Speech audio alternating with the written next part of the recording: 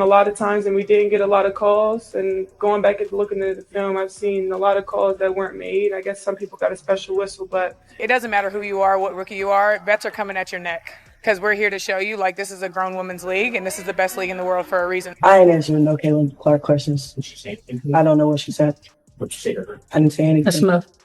We're good. She's good. This WNBA season has been all about Caitlin Clark, who quickly became the face of the league.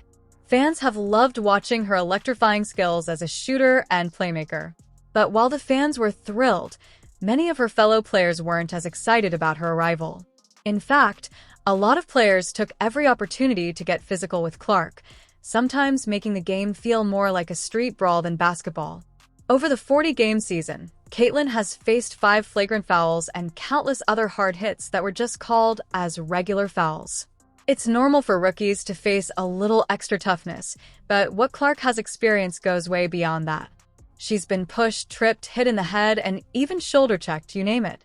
Yet, through it all, she stayed calm and professional, not letting it distract her from playing her game.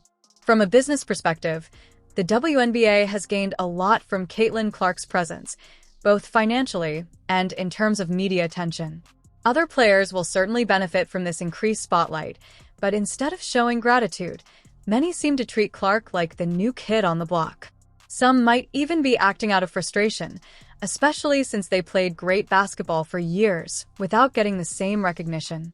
To be clear, every rookie faces challenges when they first enter the league, and in Clark's case, some thought her lack of strength and toughness might be a weakness. So, some teams decided to get physical with her to see how she'd respond after taking a few hard hits. But this plan backfired. Caitlin didn't back down. She stayed cool under pressure, avoided drama, and continued to show her competitiveness even when pushed. It's true that Caitlin may have committed a few hard fouls herself, but nothing even close to what she's faced. It's almost like she had a big target on her back. Despite all the cheap shots, Caitlin never complained. These hard fouls came in many forms, often happening when Caitlin didn't even have the ball. For example, during a game between the Indiana Fever and Las Vegas Aces, guard Jackie Young knocked Clark down and landed on top of her while fighting for a rebound. The contact was excessive and happened away from the ball, where Clark wasn't really involved in the play. Despite all this, Caitlin Clark kept her focus on playing great basketball, proving that she's tougher than anyone gave her credit for. Clark, the hesitation, working inside the reverse. Owen took a big hit there on Jackie Young. Looking at this scene, it's clear Caitlin Clark was in real pain.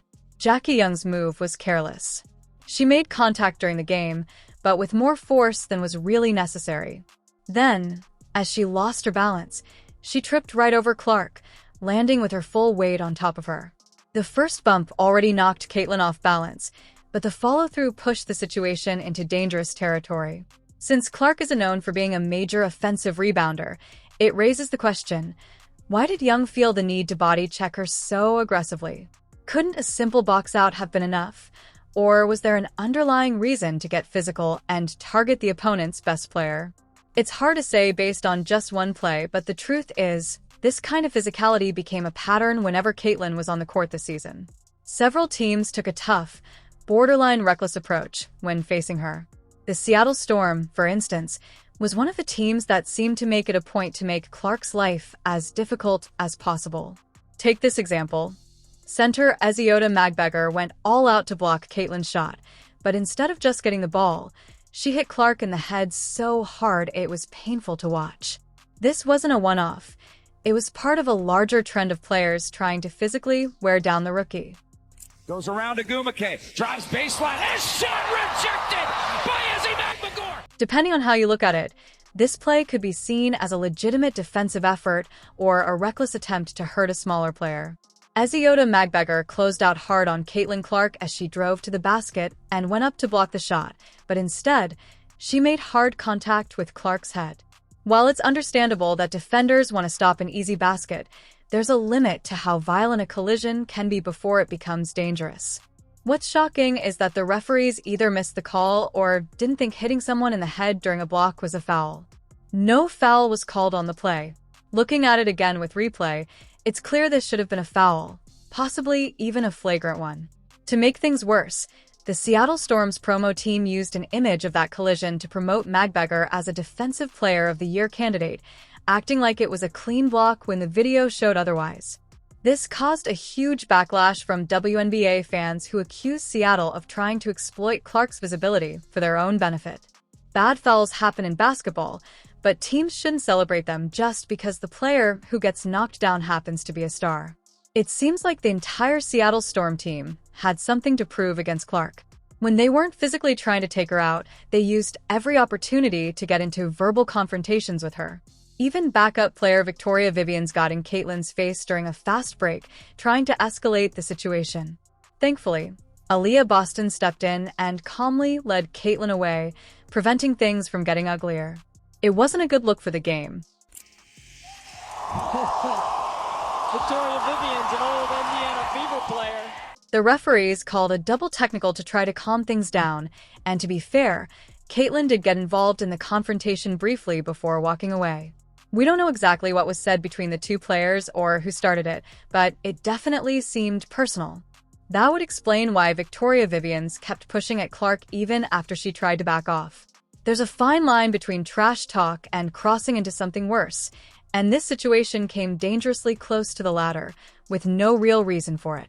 One thing that stands out is that bench players shouldn't be engaging stars in trash talk.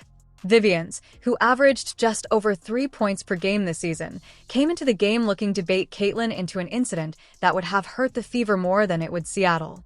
This kind of tactic has been phased out of the modern game, as it's increasingly being penalized. Caitlin Clark has quickly learned to avoid taking the bait. While she's competitive and fiery on the court, she mostly stays clear of unnecessary conflicts. However, she remains a target for hard fouls, and part of that comes from her opponent's panic and frustration. Clark has proven she can attack the basket as effectively as she can shoot from the outside, and defenders often try to meet her at the rim. This has led to some violent fouls that go beyond the line of fair play. A good example is a foul committed by Las Vegas forward Alicia Clark, a 37-year-old veteran who knows the game well. However, during one play, she ended up hitting Caitlin in the head under the basket. Getting their first win last night in Los Angeles. That's got to be pretty tough, I would think, on Caitlin to just really... You can clearly see how Alicia Clark went for the block, got a piece of the ball, but then followed through, hitting Caitlin right in the head. What's surprising is that she protested the foul, even though she must have felt the contact with Caitlin's face after blocking the shot. While this play probably wasn't intentional, it would have been nice if Alicia Clark had admitted the foul and checked to see if Caitlin was okay. As a veteran, she should be setting a better example for the rookie. Regardless of the competitiveness or any possible envy towards the young star, it's a moment that could have shown more sportsmanship. It's also likely that media coverage around Caitlin Clark has played a part in how she's being treated on the court. One of the biggest storylines this season was the rivalry between Clark and fellow rookie Angel Reese, and it seems like Reese and her teammates on the Chicago Sky took that rivalry a little too seriously. In their 4 games against the Fever, Chicago committed 4 flagrant fouls on Clark, 1 per game, which is pretty outrageous. Some of these fouls were unnecessary and had little effect on the game, other than to bother Clark. Let's look at the less extreme violations. Michaela Onyenware's foul was reckless and risky, but it happened in the flow of the game and probably wasn't meant to hurt Caitlin. She was defending a 3-pointer, but seemed to lose her balance and collided with Clark, sending her to the free throw line. The hit was intense, and it clearly shook Caitlin up, but it was enough for a flagrant foul to be called. This was due to a rule that prohibits defenders from occupying a shooter's landing space. You can see for yourself how Onyenware blocked Clark from landing safely after the shot. There could be some more coming. Clark with the step back and gets fouled.